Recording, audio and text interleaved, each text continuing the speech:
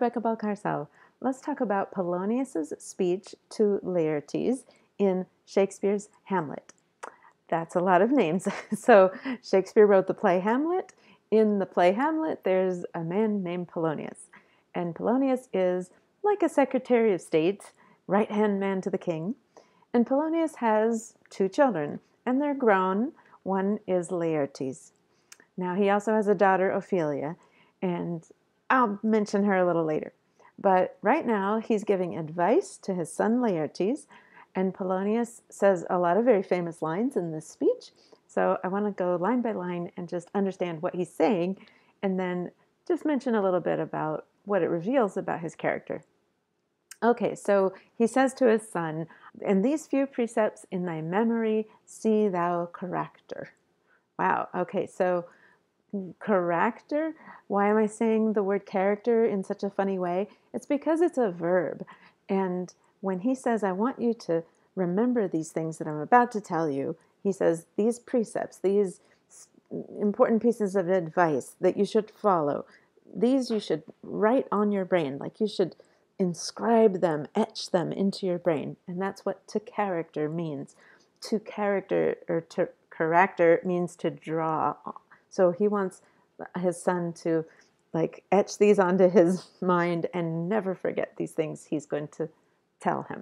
So these few precepts in your memory, draw, right? Etch, inscribe. Give thy thoughts no tongue, nor any unproportioned thought his act. Okay, so that's the first one. So give your thoughts no tongue. So, right, don't say the first thing that pops into your head. And even as you think of something, you might want to kind of keep it close to your chest. You might want to be careful before you speak. Think before you speak. Nor any unproportioned thought his act. So if you have the idea of doing something unproportioned, meaning, a little bit rash, a little bit big, splashy, just take a step back. And this is Polonius's style entirely. Take a step back. Be very thoughtful, strategic, even tricky about it. So don't just act on an impulse, right? Something pops into your head, don't say it. Pops into your head, don't do it. Be reserved, be thoughtful, be careful.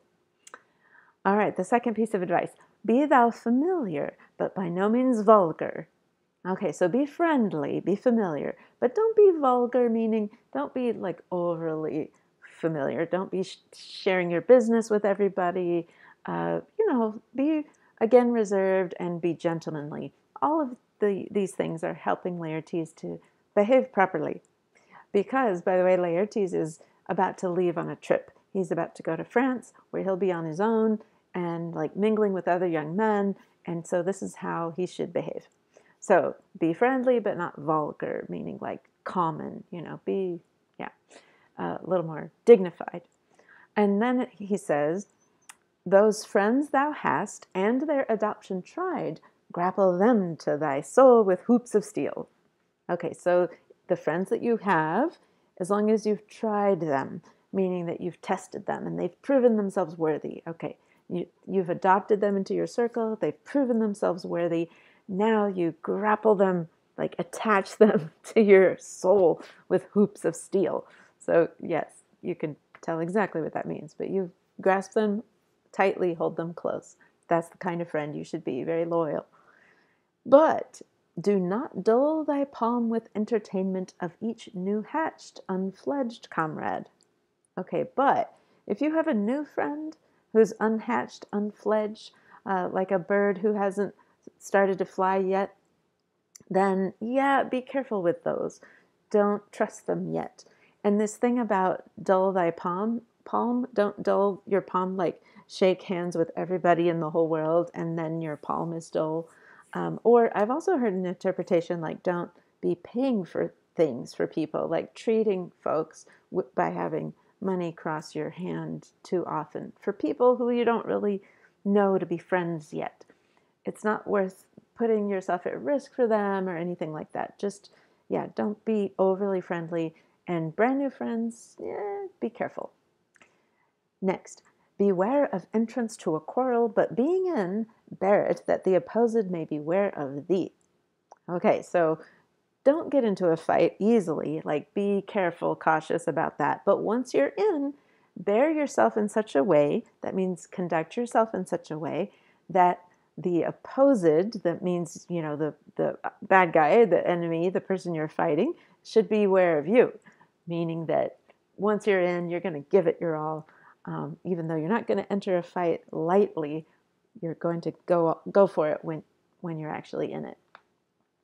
Okay, give every man thy ear, but few thy voice. Well, this makes sense. It's fairly clear. Listen to people and don't voice your opinions all the time, or be careful who you reveal yourself to. Just again with the cautiousness, right, and the dignified, gentlemanly thing. Yeah, don't talk a lot. Listen more. Listen more than you talk. Take each man's censure, but reserve thy judgment. Now, this word censure is confusing to us because nowadays we use it to mean like criticize, but Shakespeare means it as in to measure someone. So take the measure of each person, but still reserve your judgment. So yeah, observe someone, watch how they behave, what they say, and try to tell whether they're trustworthy and honorable. So you're measuring them, but at the same time, don't rush to any kind of judgment. So even though you've looked for a while, keep looking. Don't make a final definite conclusion about what kind of person they are. Reserve your judgment. Be cautious about judging people in some kind of final way. Costly thy habit as thy purse can buy, but not expressed in fancy. Rich, not gaudy. Okay, so this is about his clothing.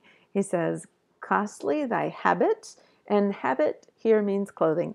You might think of a nun's habit, that's the outfit that nuns wear, or a riding habit, which is what they call the clothing of a equestrian, horse riding person. So your habit is your clothing. So yes, costly is fine. I mean, this is a rich family. There are nobles in the court. He needs to look sharp, but not gaudy. So he doesn't, Polonius doesn't want his son to look too flashy, too fancy, but just tasteful, right? So rich, not gaudy, for the apparel oft proclaims the man. And this is one of the most famous lines in the speech. The clothing often proclaims the kind of person you are. And certainly people do judge you for your clothing. And this was true in the 1500s when Shakespeare wrote this too, as it is now. So Polonius gives advice about how to look, like be looking sharp, be looking good, but not too fancy, because your clothing proclaims a bit about who you are. And they in France, he says, of the best rank and station are of a most select and generous chief in that. Okay, Polonius is a little bit wordy, even more than just having Shakespeare be 400 years old and having the language be a little bit tricky. Polonius tends to say things in a complicated way. So what he means is that people in France who are nobles and high class of the best rank, the high-ranking people, they are really tasteful. They have a lot to say about fashion and about taste. And again, this was true that Paris was the epicenter of fashion even in, several hundred years ago, just as Paris is famous for fashion now. So he says, yes, the French know what they're doing when it comes to clothing. So you better look good, be fashionable, but, of course, not gaudy. Yes, and they're most chief in that, meaning they have a taste and they're famous for their taste in fashion. All right, and we're almost done. Another famous line, neither a borrower nor a lender be. So borrowing money and lending out money is a bad idea. For, this is why, loan oft loses both itself and friend. Isn't this true?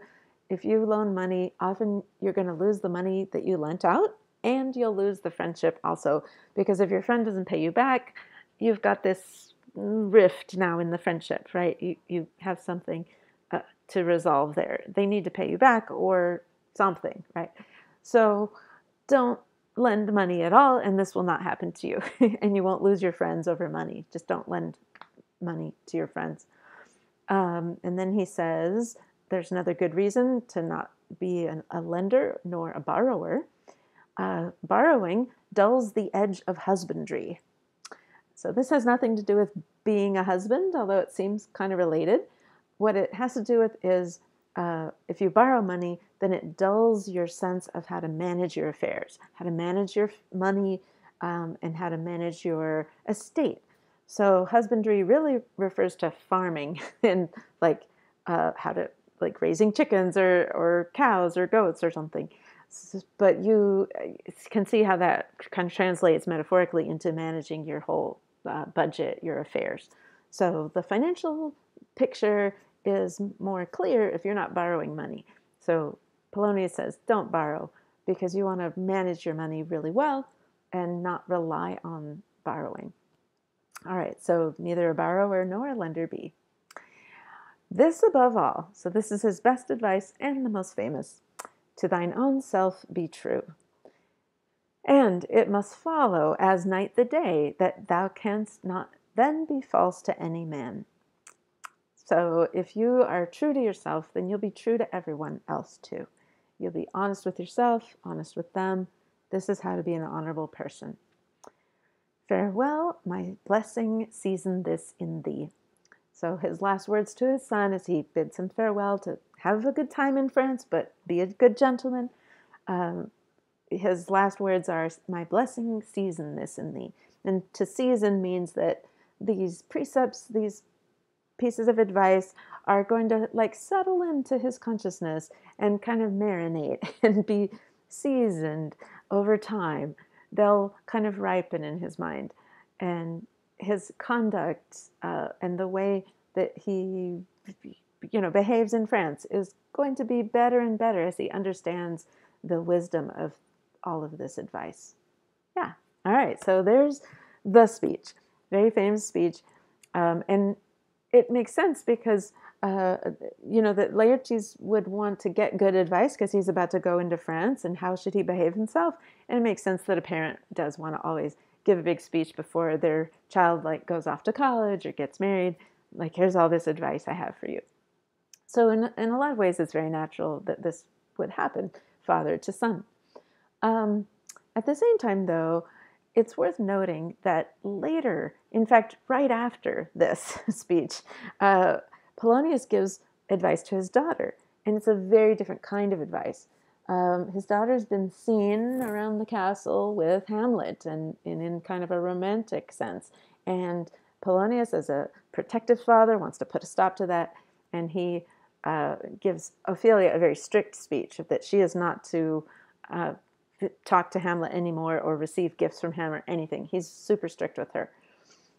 To his son, he's giving quite different advice, although you can tell that he doesn't want his son to just go wild, but he is giving his son a lot more freedom than he's giving his daughter. Also, he's trusting his son. Be true to yourself. I trust you that if you will be true to yourself, then everything will follow from that. As night follows day, everything will follow naturally, that you'll behave well. Does he trust his daughter like that? No. He says that she's acting in a naive way and that she doesn't know herself well enough to know whether this relationship with Hamlet is something to take seriously or whether Hamlet's just kind of playing her. So he tells his son, trust yourself. He tells his daughter, don't trust yourself. So yeah, this is how he is as a dad, son or daughter. He's got this contrast. He shows himself in other ways to be really controlling as a father. When he sends Laertes off to France, he actually sends a spy to go after Laertes and observe him. And he sends this man to France not only to spy on Laertes, but also to give him some more money and some stuff like that. But really, the guy is supposed to kind of find out about Laertes and how he's behaving himself, how he's conducting himself. And in this way, we know that Polonius does actually not trust his son. He's going to make sure of what's going on by sending this other man to check things out. I get the sense that if Polonius could put a tracker on Laertes' phone, he would totally do it. Even though he says, I trust you. Yeah, he doesn't actually. And maybe this is because he's kind of jaded, as a longtime politician. He knows what can happen, how people lie to each other, and he's seen a lot of intrigue in the castle, and he figures that a young man in France is going to maybe be a little wild, and he wants to not be the last to know, right? He wants to know what Laertes is up to, and the only way to know is to send this guy after him. But it shows how Polonius is actually not trusting his son after all. Okay, another thing is, this speech makes Polonius seem like a really thoughtful and wise person. And we actually see that he's not terribly wise. Like he's plenty smart enough to do his job, but in some places in the play, he's made fun of by Hamlet, and he talks so much that he's confusing to the king and the queen in some places. And we know that Polonius doesn't always live by these wonderful pieces of advice that he gives. He is one to be tricky himself. He wants to hide and overhear people's conversations to try to get to the bottom of things. He wants to be,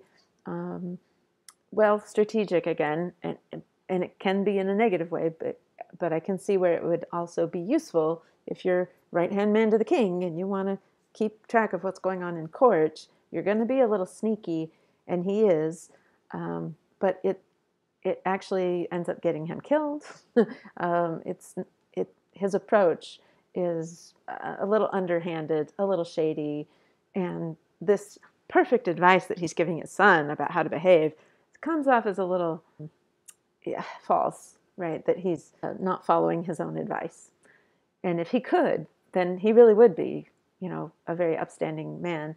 And he's very loyal to the king. But actually, this king came to power through some bad situations. So should he really be loyal to this king? Maybe he's being loyal just to cover his own, making sure he's not going to be brought down from his role. So he'll support whatever king, right? So he's not especially loyal to the original king, right? He's just transferred his loyalty to the new guy to save himself. Yeah. Okay, so if you know the play, then this all made some sense to you. And if you don't know the play, I would watch the Kenneth Branagh version. It's fantastic. It's super long, but it's great. And this speech is in it.